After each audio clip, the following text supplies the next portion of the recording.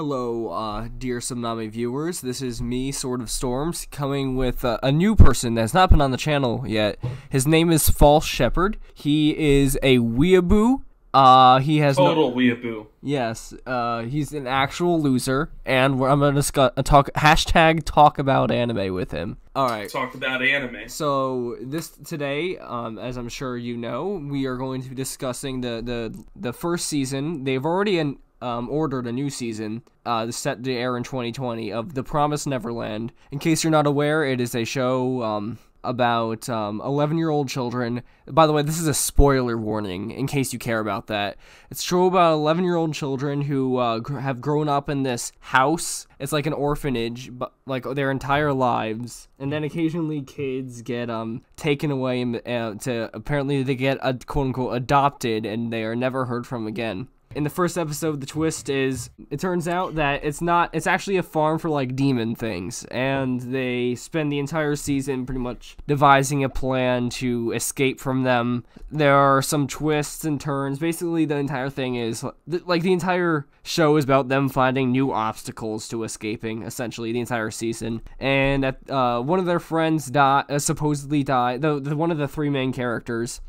The three main characters are Norman, who is like some like level-headed genius. Then there's Ray, which is like some stoic tactician. Edgelord. Yeah, edgelord. And then there's Emma, who is like a naive, bright little sunshine and rainbows girl who wants to save everybody. Yeah, these three main characters, they form this sort of cabal together and try to plan out a way to escape from this orphanage that they are, been raised in their whole lives. Yeah, Norman, he's kind of like the brains of the operation, basically. And Ray's the cool kid. You know that because he's got that hair over one of his eyes. Yeah. Honestly, I did like Ray's character the most. I don't know. Norman seemed kind of bland to me. Like Norman, I never really liked his character personally. I do think that he kind of completes the trifecta thematically, but I don't feel like they fleshed him out enough as a character. I guess it's just because he is level-headed one. So like before we jump into specifics, though, can we just just state like what our general opinion is on this real quick? Because I actually don't know specifically what your I think you told me once something vaguely about what your thoughts were, but just state it here. Well, overall, I found it enjoyable, but I found it also to be a bit disappointing. I was expecting a bit more out of it. It's still worth watching, I would say. How would you rate it? I'd give it 7.5 out of 10, in my opinion. That's about what it middling deserves. 7, okay. Yeah. So, okay, this show, overall, it's okay. It's fine. Serviceable, I guess, I don't think it's a bad show, really. I think it sucks. I think it kind of sucks. It's not that terrible or anything. It's not bad. It's just not good. 5.8 or so for me, like a mid to strong 5. Throughout the whole experience, I had this feeling of there's something missing. Like the first half of the show, first 6 weeks or so that I was watching this, I just had this I want to get into this, but there's something missing. I couldn't quite put my finger on it for a long time, but it felt so lacking to me, so bare bones. I think I know what it might be. I feel like I feel like the stakes don't feel like they're high enough. I think they handled that well. Okay, we'll talk about the execution of it, but the stakes themselves, I think, are fine on the face of it. Just the idea itself of they have to escape. These kids are livestock basically, and they have to escape from this facility, or else they're going to get eaten. Right? Like that. That's some good stakes, literally, because the kids are stakes for these fucking demons. Mm-hmm. But that in itself is fine. I think that the way that they handled the reveal. And the way that it's executed is what leaves a lot to be desired. And speaking of that reveal, I want to kind of talk about the first episode specifically. It really, I didn't have that high of expectations going into The Promised Neverland, but that episode just kind of, this is okay. so this is what people think is like the next big great thing. Okay, because it's like the very first bit of dialogue in the first episode is this really like unnatural info dumping. It's one of these kids basically expositing about hi, we grew up in this orphanage that we've never been outside of, and we all live here our whole lives, and then we mysteriously disappear later on. You know, it's very I'm paraphrasing, but it's just very straightforward, direct. Let me explain to you the premise, right? And it does that right off the bat. Now, I actually have a friend of mine who read the manga. With this anime is an adaptation of a manga series, by the way. As are almost all of them. Yeah, most. Yeah, that's a shonen thing too. He read the manga, and like the narration, like that exposition from the first episode, a lot of it was done through perceived narration there specifically for the reader. But in the anime, quite a bit of that exposition was the characters themselves saying it. And the fact that they were saying it just doesn't feel natural for the characters to do, because this information, it just doesn't make sense for them to bring it up in this context. They already know a lot of this stuff. You know what I mean? It felt weird. It felt unnatural, the way that the characters talk sometimes. I mean, like, you know, eventually, you know, it's not, like, completely implausible that they would have had a discussion about it at least one day. Because, like, the beginning, you're talking about when they're standing in front of the gates. That's true. It's not that part of them standing in front of the gate, I think that's supposed to be, like, kind of unrelated to what they're actually doing at the moment. Well, yeah. I think it's not in the same day or anything as the rest of, like, the core of the first episode, I don't think. It feels like it's just there for the audience. Like, this spoken dialogue is just there for the audience to understand what the show's about. Like, if the information was only relevant to the audience, then why not just deliver it through impersonal narration, right, from one of the characters, instead of having it be communicated through dialogue. I think the purpose also in that scene, they also do introduce you to the characters' personalities. Yeah, that's something that every show does. You know, they establish the personalities of the characters. I feel like they're too much of archetypes. Okay. Well, at the same time, they are children. Yeah, they are children. Or rather, they're supposed to be. They look like children. Oh, but they don't act like them. No, they're way too fucking smart for children. But I mean, it's not that they're too smart, because Norman and Ray, they're kind of child prodigies. They're portrayed as being geniuses, basically. Like, Ray, spoilers, literally has photographic memory. From birth. He remembers being in the womb. Yeah, which, I mean, that's just totally fucking ridiculous, but okay. So, like, I can accept Ray having a weird, strangely mature for his age kind of personality. But then they also give it to Norman. Well, Norman is also a prodigy, yeah. Norman is just this really, like, level-headed kind of guy. I don't know. It's hard for me to really say much about his personality. Yeah, I have a problem with Norman's character personally. What's the problem? I just don't feel like, I mean, yeah, he's supposed to be, his entire character is I am the level-headed smart one. Hello. Like, at least, you know, Ray had, like, especially towards the end of the season, he has his various character like, he tries burning himself alive. And reveals that he actually doesn't like reading. It's all been a ploy, which seems a little too ridiculous, you know. But at least that expands upon his character. I mean, Norman, they quote unquote kill off. His death was off screen, so I have a feeling he's actually still alive. No, don't spoil it. Don't spoil it if it's in the manga. No. I haven't read the manga, but no, he's not dead. Yeah, I figured he's not. You know how I know? How? Because we didn't see a dead body. Exactly, that's why I'm just... It's telegraphed. I'm just saying. Yeah, I know. It's just... You're like, oh, well, you know, he's probably alive. No, he's alive. Yeah. If they didn't show him get killed, he's alive. Because, like, I wouldn't put it past the show. This is the kind of thing that I would expect from this. Because, you know, that's like... It's fucking... This is very typical stuff. I've seen this sort of thing done a million times. It ain't fooling me. It ain't tricking me. And I don't think it's trying to... So it's not like I hold it against the show. There's probably a lot of people out there who are like, oh, Norman's dead. No, he's not. He's fine. I mean, they've done something with him, but he should be fine. You know, I have a feeling it might be actually pet theory. Well, you know how the moms that are in charge of the farms actually are the ones who give birth, right? Yeah, it was revealed towards the end of the season. Well, yeah. I mean, maybe they have to have men to do that. Maybe Norman, was taken to do that instead of being made into food. Well, artificial insemination is a thing. Well, yeah, but Norman's 12. He's just starting to produce semen, if that. So, I mean, I think they might be waiting a few years, Yeah, it's kind of up in the air because this only adapts the first arc of the manga. I haven't read the manga. My friend has. He thinks it went downhill immediately after they escaped.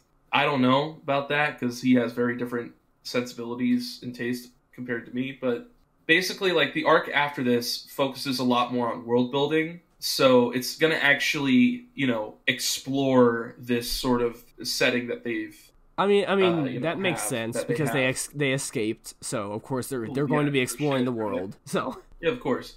I mean, also towards the one of the other plot twists that was revealed at the end of the season was that the mother of the farm is actually Ray's biological mother, which is interesting, I guess. Yeah, I thought that was pretty neat. I'm like, oh, okay, that's cool. Yeah, sure, all right, I'm on board with that.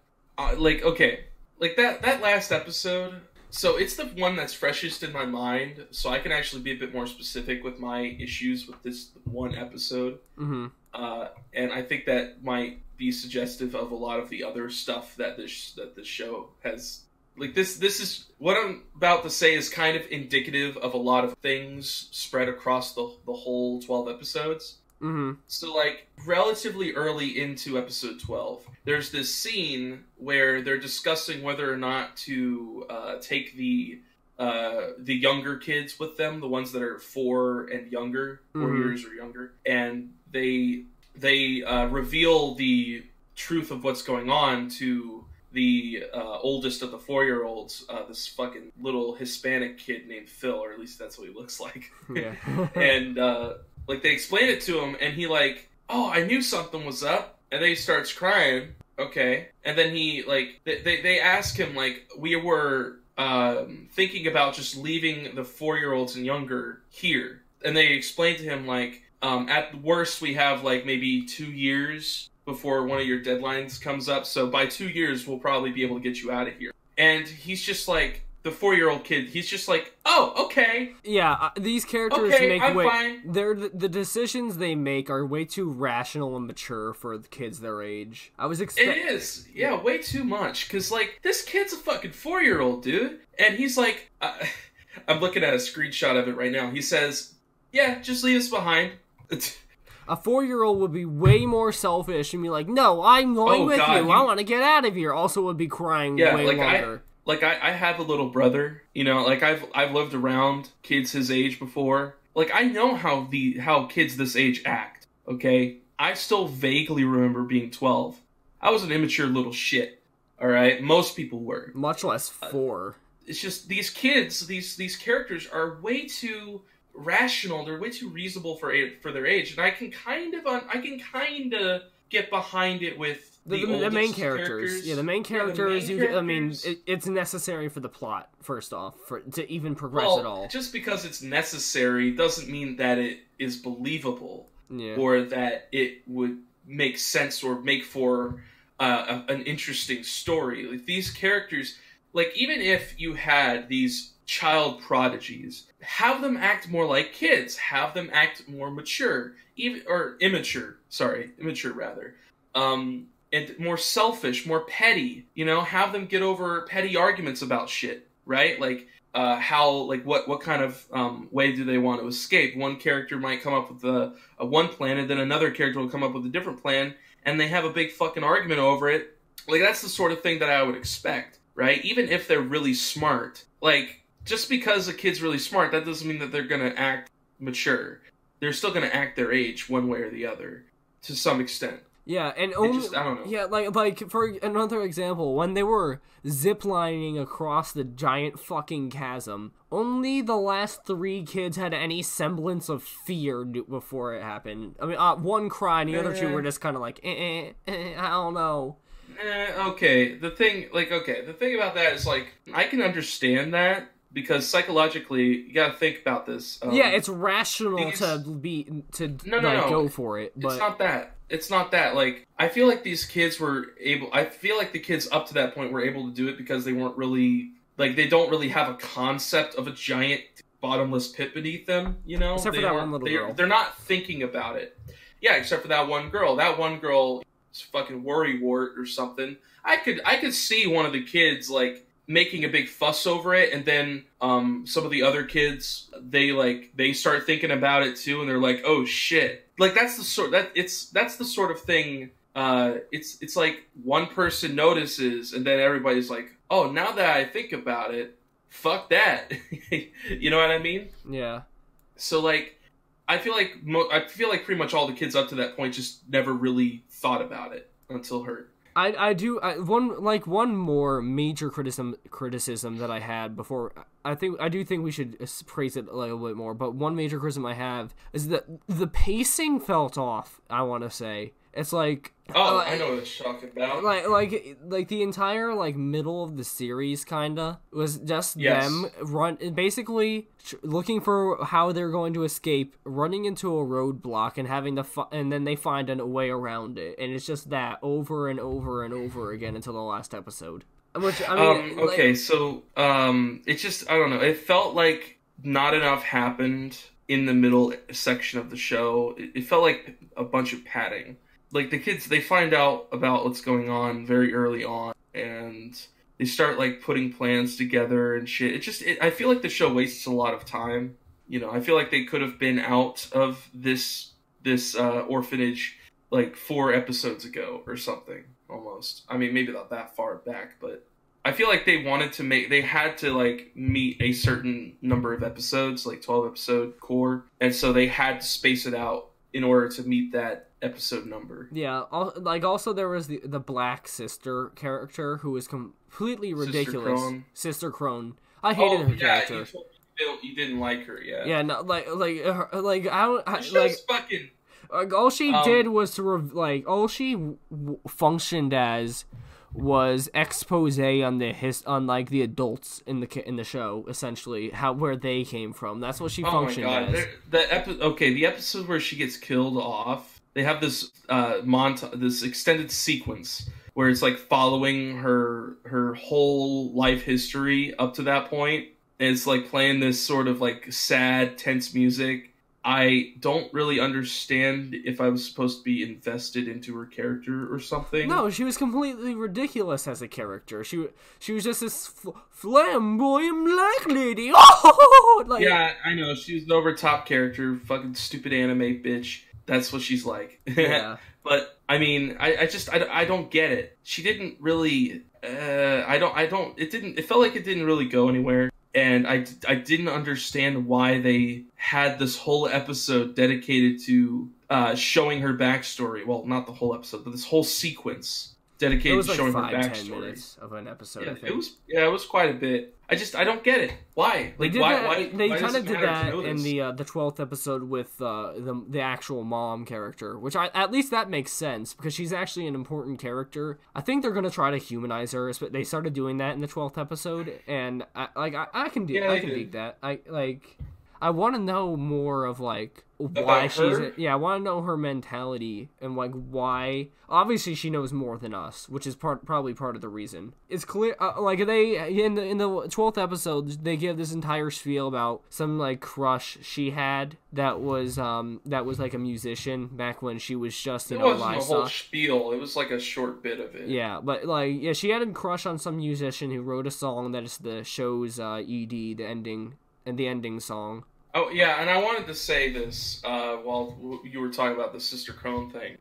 They have this whole sequence dedicated to this goofy-ass black lady character, trying to, humanize her and show her backstory. Showing that, stuff where she's training to become a mom and all that. It is revealing information we didn't know, so it does actually, add to the story in that way. It shows us relevant and interesting stuff about the world, but she's just a goofy ass character. You know, she's fucking goofy. I never took her seriously.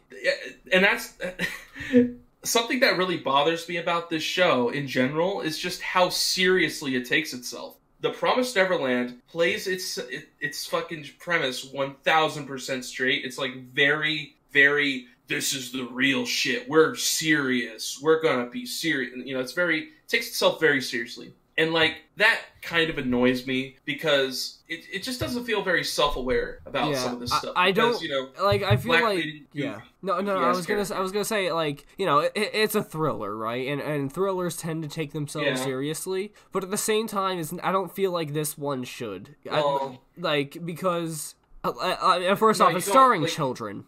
Like, so that's one thing, you know. I don't feel like it should give itself like the Death Note of treatment, you know. Well, the thing is, Death Note doesn't take itself 100% seriously. Yeah. Death Note has a lot of Death Note, like, it has some really engaging, serious moments. You know, it's got a lot of, you know, intensity to it, and I never felt that same level. I've never felt that same level of suspense and intensity, except for like a couple of episodes. It is at the end of a couple of episodes with cliffhangers. That's when I felt suspense. I never really felt it at other points. Well, it's literally suspending you to get you to watch more. But with Death Note, it is very much like a thriller sort of experience. And it has like these really engaging plot lines going on, this very cool little cat and mouse game. But it's also very silly in a lot of ways. And that's part of what makes it so fun and interesting, is that it's not just 100% serious 100% of the time.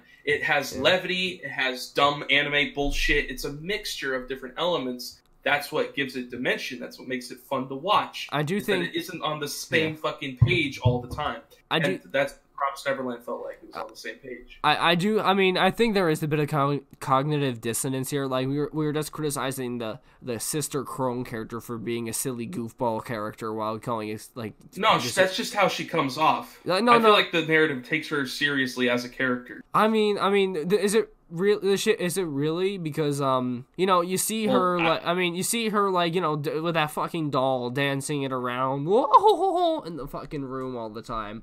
Like, I don't think we're supposed to be taking those serious. Like she's doing all these exposés about what her plans are. Well, I'm gonna become the mom of this house. Don't just think of the action itself. Think about like the context of it, like the lighting. Think of like what music were they using. You know, you gotta consider the other components of the scene, and not just the thing that she's doing in itself. It comes off as goofy to us because we're not able to take her seriously as a character. Well, then they establish her as being a serious threat in episode 3. Like, they're trying to build her up as like she's going to be this big obstacle. Right? Mm-hmm. And in that last episode where she gets killed off, they have that whole sequence where they're playing the serious, somber music, and they're showing her tragic backstory and all this bullshit.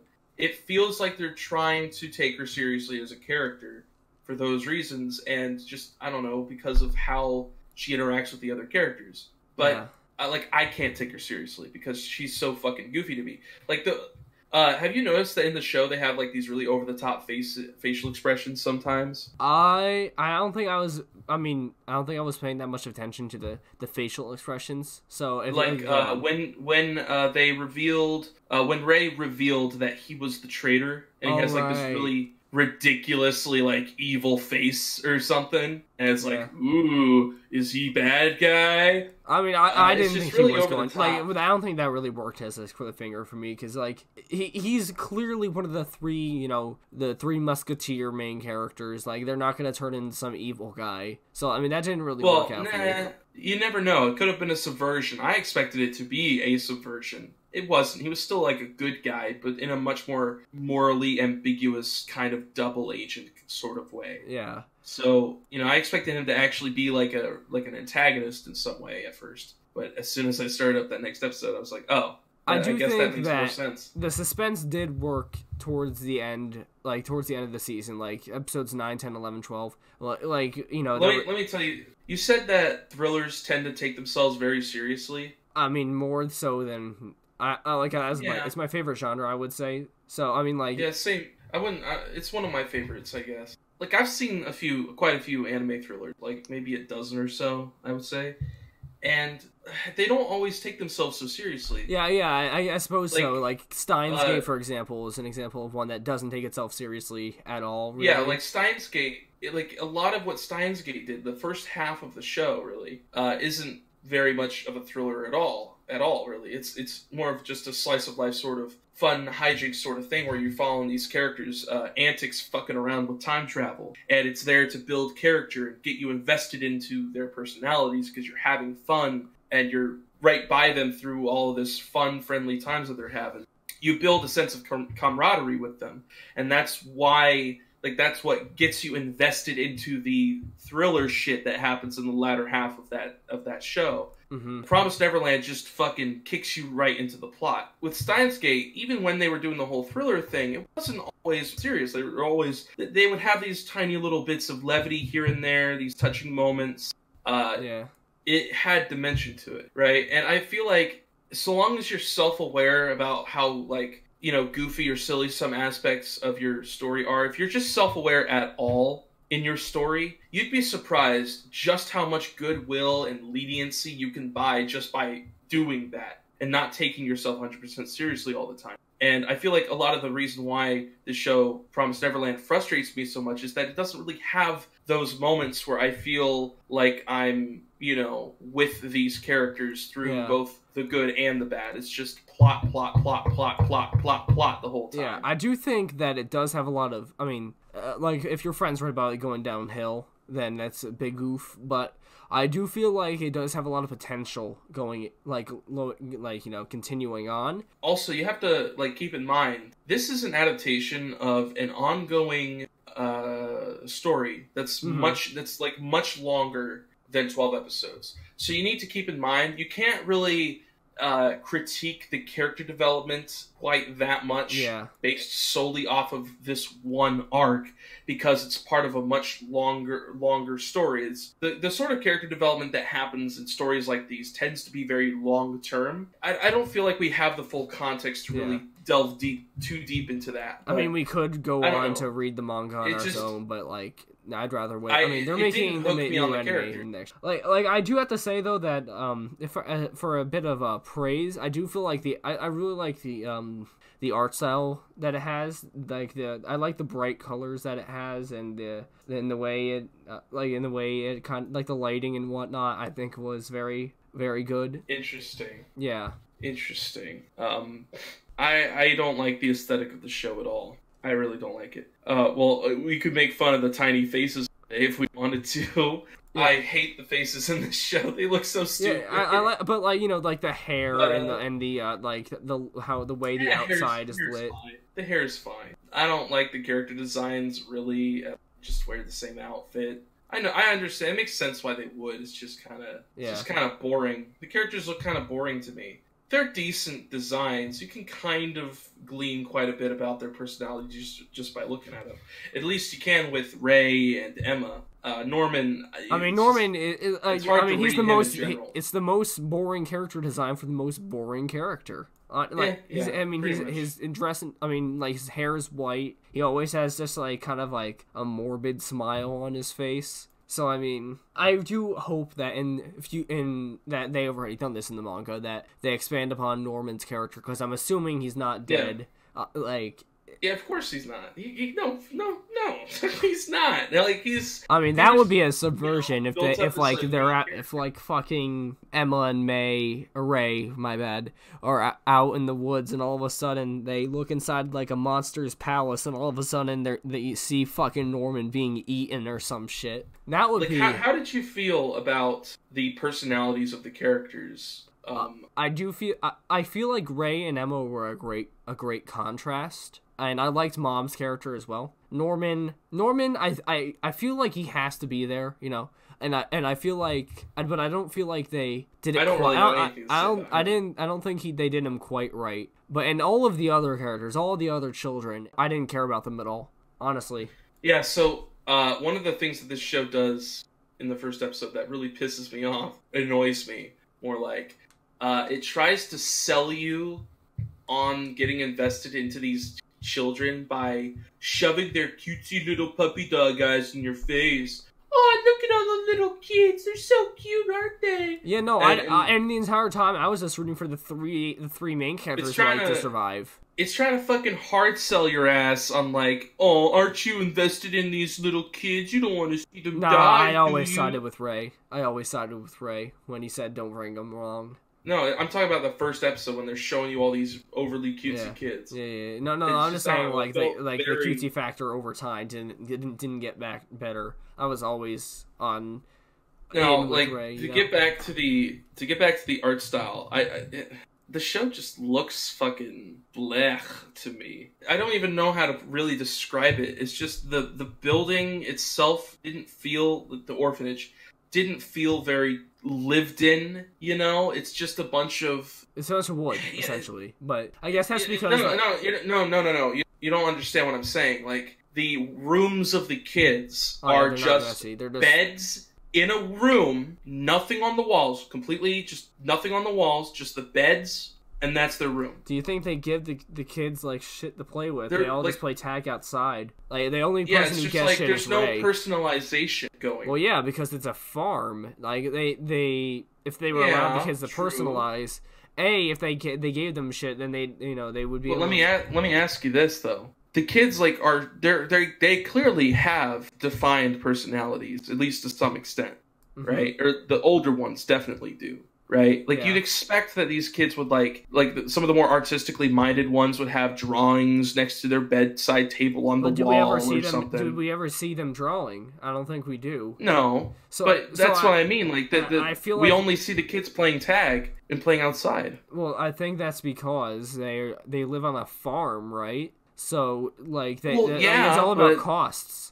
If the demons don't want to pay for toys and shit, then they're not going to pay for toys and shit, you know? If the kids can just get along That's not what I'm talking about. Like, yes, you're right that these kids are living in a very controlled environment because they're livestock. And, you don't really give livestock, little trinkets to hang next to their bedside table or whatever. That's true, but... If they're livestock, then why do they bother even giving these kids a natural lifestyle? Unless there's like some sort of weird... No, they explained that actually. It's because... Did they? Yeah, they explained that it's so if they have a lot of stress in their lives or whatever, then like the brain doesn't taste as good. So they have to have like a normal... Well, no, that's not what I said. Not like... I understand that they wouldn't want to expose them to stress, but why even have them grow up in some sort of normal kind of environment at all? Well, it's just because how humans are social animals. Humans are social animals, unlike a lot of our livestock, I think. So like if you don't have children interacting with other children, they will get antsy and they won't be able to function right, and their brain won't be right. I know what you're saying. I get it. It's just that like the tests that they're doing, where they're like trying to develop. They never explained those stuff. Oh, their brain gets bigger. I don't think that's how it works. I mean, I don't know. It looks like they're fucking just like doing barcodes, like, and they only ever showed the tests. I think in the first episode. Like, I don't know what. I'm assuming it's them filling out answers. I don't know. I don't know how Japanese standardized testing works, but it doesn't really matter specifically what the test looks like. It's just the fact that they're doing the tests is the relevant part of that. Oh yeah, they're trying to make them intelligent as well. I'm assuming smart brains. It's confirmed that smart brains taste bitter because of how preferential they treat the three main characters. Yeah. Also, actually, what just occurred to me? Why is Emma getting perfect grades on her test? She's portrayed as some naive optimist little girl. Like, why? She's idealistic, but but she was never portrayed as overly naive.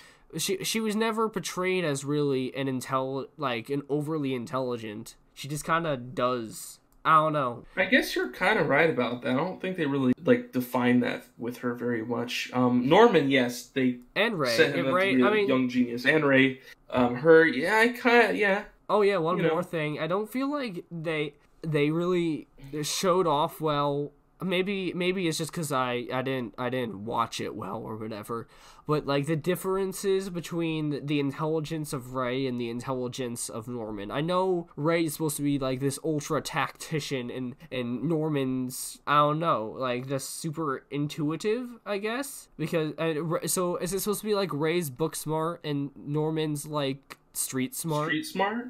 I don't know. These characters are fucking. They don't do anything for me at all. They're not interesting. They're fucking kids. They're kids. Yeah, I do feel they're like kids. I liked their personalities when they're interacting, I guess. I'll admit that their personalities are consistent. They act in a way that feels consistent, but the personalities themselves don't feel believable to me, really, at all. Mm-hmm. These kids they grow up in a very controlled environment, like I said. I don't understand how their personalities would develop from such a highly controlled environment. I don't understand why they wouldn't, be more closely monitoring the psychology of kids. And also, like, I can understand it with Ray because of that whole photographic memory thing, but why the other guys, right?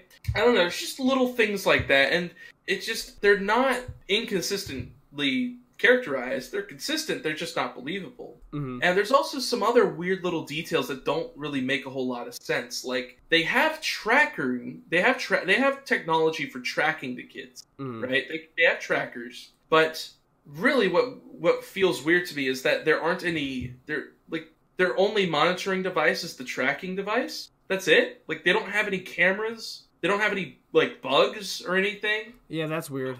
That's devices. weird. Maybe there's some world building reason for that. Maybe the fucking demons don't. I'm sure they could come up with some sort of excuse. But like, if you have tracking technology, why the fuck wouldn't you have cameras? Why wouldn't you have bugs? I guess it's because the children could discover them and wonder about them. If I had to give the show an excuse, but like, Mom knows that these kids found out some weird shit going on. People are getting eaten, and she didn't give a fuck. She didn't do much to stop it. She's just like, well, it's not like they can do anything about it. I mean, they don't care. Well, but that's because I guess she knows how secure the farm is, or like I don't think she expected that. Would. So I don't think she expected them to zip line across. But that's not what I'm saying, though. Yeah. Like, I understand that she wouldn't expect them to escape. She's confident that they wouldn't. Like, what I'm saying is, she knew that they knew, and she didn't really do anything to punish them. It wasn't treated like it was a big problem. What I'm saying. Well, that's because that tells me that they wouldn't care if the kids discovered bugs in their room or hidden cameras. And besides, they could hide the cameras. They could just have the cameras there, and the kids wouldn't really care. They could condition the kids to not give a shit or to not think anything of it. You know what I mean? Yeah.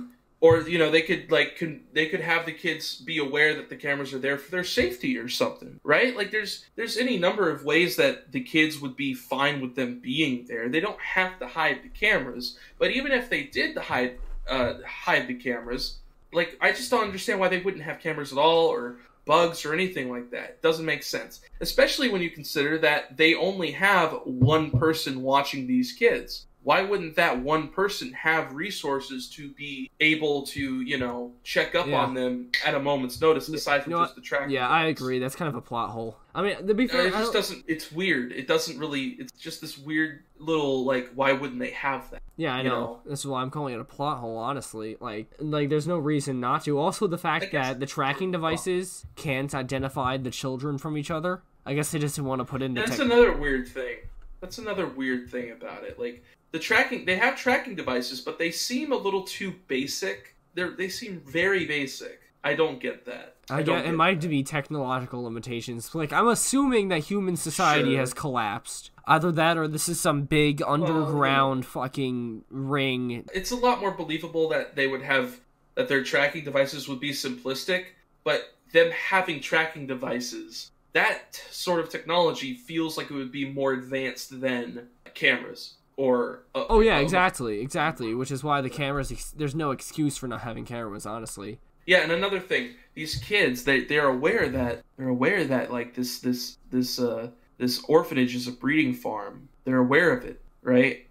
And they're very paranoid about mom, but that's not reflected in their actions sometimes because they will freely and openly discuss their plans of escape inside of the orphanage. Well, that's because moms, they just know where I'm assuming, I can come up with an excuse for that. Like they could just like be aware that mom's not around. Well, sure, like they know that she's onto them, especially because they bring Sister Crone. Like she brings Sister Crone to the orphanage, so they're aware that that's trying to take measures to watch these kids more closely.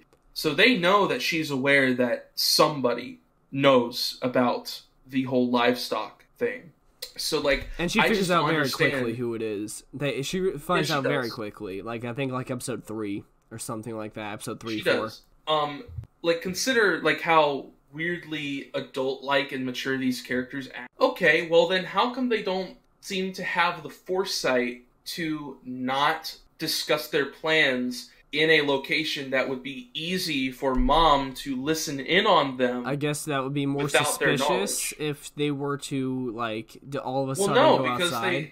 No, because they could just discuss their plans during recess or whatever. They go off in the forest all the time and mom don't give a fuck, right? It's not like they would have bugs in the forest. That would be extremely unlikely. Like another thing, the characters have no reason to think that that there aren't some sort of like other monitoring devices within the orphanage. I guess they just like even if we know that they don't have. I guess it's just because they have no reason to believe that there are, or else like they would have been caught a while ago. Even if they don't have any reason to believe there are, they aren't taking realistic precautions that would make sense for how rationally they're able to normally I would process the situation. Normally, if this were a better show, I would say their children maybe they just aren't thinking to err on the side of caution, but they don't act in that way in any other regard. So it's just that doesn't feel consistent. Like that's the one big inconsistency I find with characters. The characters act unbelievably mature for their age, but then they do a bunch of weirdly reckless things that just doesn't feel very consistent with that. And they're never punished for it. Yeah. So they never. Well, no, like I can understand that part. It's just I don't understand why they don't take certain precautions. Like, yeah, sure. They could be aware that mom is supposed to be in her room at this time of night, but they can't be sure that mom isn't like right behind the door eavesdropping on them, right? Because like they are aware that mom knows that somebody knows. They at least know that much, that mom is aware. So they should take precautions for that. They should just be safe. They should discuss it in a place where they know mom won't be, just to be safe. But they don't. They just don't. Sometimes they do, sometimes they do. Later on in the show, they'll like be whispering plans into Emma's ears. She's sitting under the tree. Okay. All right, that's okay. But again, there's a lot of scenes where they discuss their plans in the orphanage, and that just doesn't really feel right to me. I do have to say that the last couple of episodes, the last like 2 episodes, I did genuinely like 11 and 12. I genuinely like those. I think, yeah, same. I agree. Like I think the show got better towards the end as things started to actually get going. Like the entire sequence where you think, I actually thought that Ray might have actually killed himself. Yeah, for a minute there, I thought that too. They had these little details to like clue you in that maybe he wasn't, because Emma wasn't crying. She had this really intense sort of face on her. It didn't seem like the sort of face of grief or anything. So they had these little bits right there that tips you off. But in this situation, you might not catch that. Yeah. So that I thought was fine. That was pretty good. Yeah, that entire sequence is probably my favorite scene in the anime, in my opinion. And I can also buy that mom would be so confident that these kids had given up and that they weren't intending on escaping, that she wouldn't be she would let her guard down. Like I can buy that she just let her guard down like that. Yeah, especially because Ray and Emma never interacted for those couple of months, and Emma had been plotting with the other children that entire time. Yeah, which is I think that was a good twist. I wasn't expecting that. Yeah, I wasn't really either. I knew something had to be up because I knew that they were gonna escape. It's just There were moments like there's this one moment in the last episode where Mom, she's running on top of the wall and she catches up right when Emma's about to zip line across, and they stare at each other, right? Yeah, and she doesn't stop her. Very tense moment. No, I can understand why she wouldn't stop her, because she's in shock, or she's she out of actually. breath. I also think she might actually wanted to let Emma go at that point. I think deep down she wanted that too, because she's human as well. Like, she understands that feeling to want to escape, because she tried to once before. So I understand why she wouldn't like immediately tackle Emma without hesitation. My problem is that, okay, they're staring at each other. Very nice tension I felt during that. I was feeling it. But then Emma looks away, takes her eyes off of Mom to say goodbye to the orphanage. This fucking stupid, overly sentimental bullshit. Like, I understand that it's her home, and it's like, this is the final episode, and I understand the point of it for dramatic effect, but I don't understand why Emma would take her eyes off of Mom. She doesn't trust Mom. Like, I can understand why Mom wouldn't just immediately tackle Emma the moment that she would let her guard down. What I don't get is why Emma would let her guard down in the first place.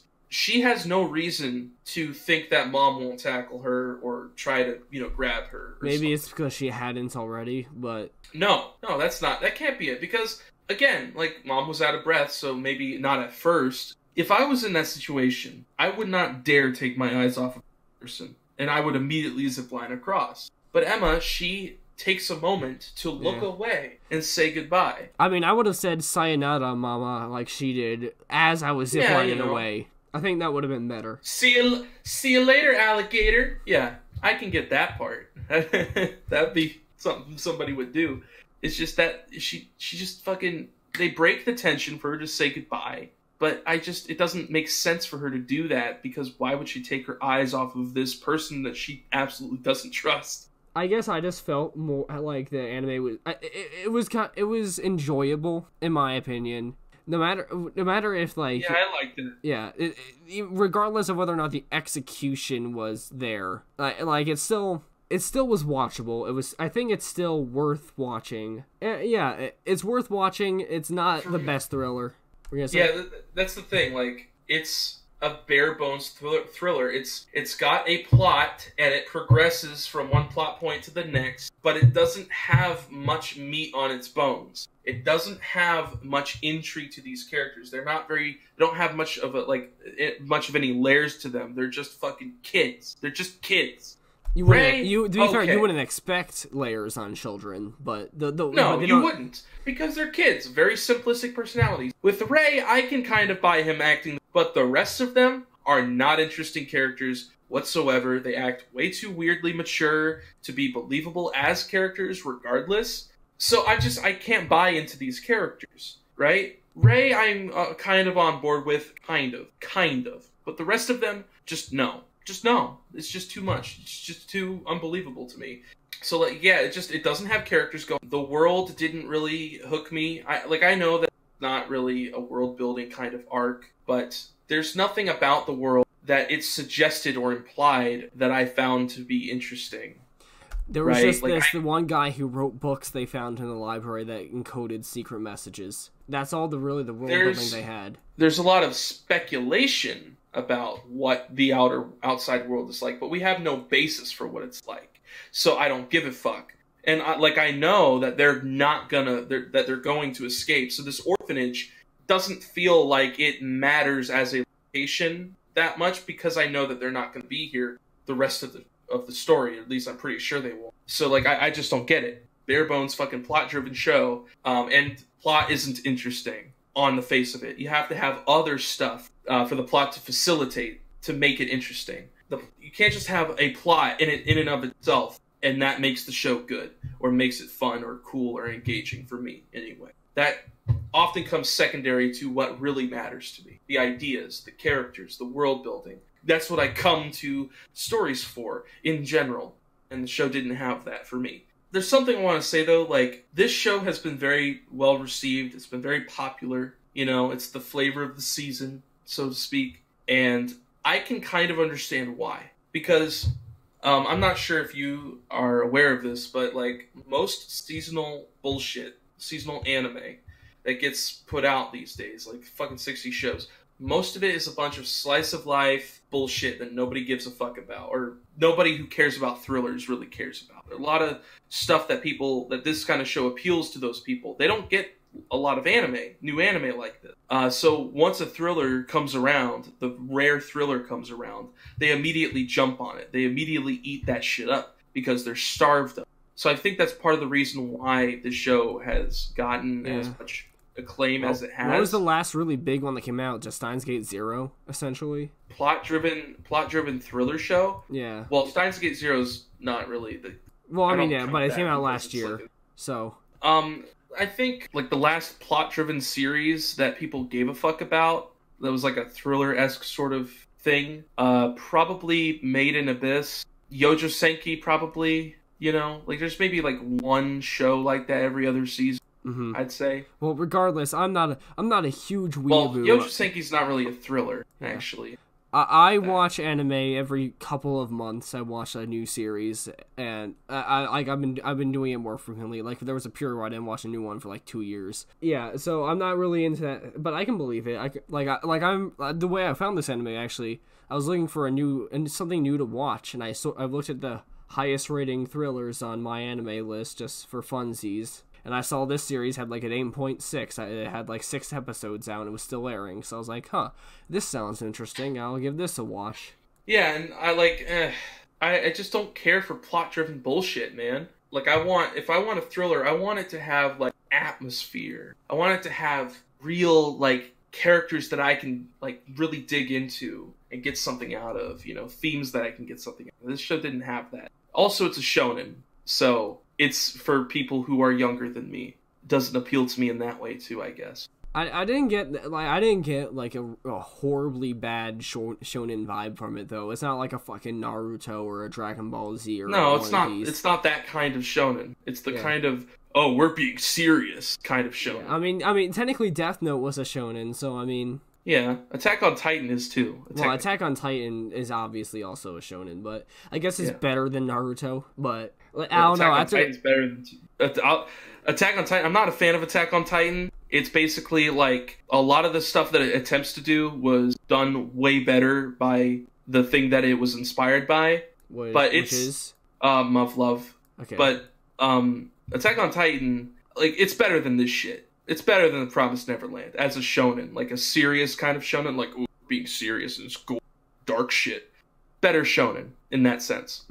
I do feel like the recent seasons of Attack on Titan, like especially the late, like what was it? They did 3 most recently. I watched a bit of that and season 3. Yeah, I did. I couldn't get behind it at all. Like I feel like the plot got way out of control. Wait, did you watch are you talking about season 2? No, wait, what's the one where what? Like what are the No, I'm talking about season 3. There was a season 3, I think. Yeah. There is a season 3. Yeah. No, I'm talking about season 2. Season 2 wasn't as bad as season 3 in my opinion. Season 3 though, I feel like season 3. I know vaguely that it's a political, like it's about politics and it's a coup, and they overthrow the government or some shit. It's a coup. It's a coup arc. And I'm interested to see that because I like political machinations and stuff, but I am pretty confident. Like, I haven't seen it yet, so I can't say for sure, but I'm pretty sure Muv-Luv did it better anyway. Yeah, no, like I was just gonna say before we officially wrap this up about Attack on Titan, which this, like, I don't know, Attack on Titan, like the 3rd season, I know how I've read the plot of the manga and I know where it goes. Like, they're on some islands that they like explain the fucking Titans. And shit. How it's actually some sort of cursed island and the rest of the world isn't like this. I don't like it. I don't like how this. I don't like it. They're like gods. Like there's like the actual like intelligent Titans are actually incarnation of god figures or some shit. I don't like that. So the message to take away from this: Promised Neverland, probably not worth your time. Even if you're into thrillers, like if you don't value your time, if you don't really care about watching a show that you can really sink your teeth into, maybe watch it. But if you do care, watch other shit. Like even. Go watch Attack on Titan. Better than this, in terms of like shonen stuff. just the moral of the story: don't watch Promised Neverland. Just read the manga if you feel like it, or hopefully they watch do something improve better in the upcoming season that's coming out next year. Hopefully, it's gonna go in a different direction. I know. All right, so this has been Subnami. We haven't, while recording this, we haven't come up with the name of this segment, but this has been Subnami, Sword of Storms, False Shepherd. Thank you for watching, I'll come on again. Yeah, I'll come on False. again You can expect False to be a guest on probably on the podcast sometime in the future, maybe semi-regular.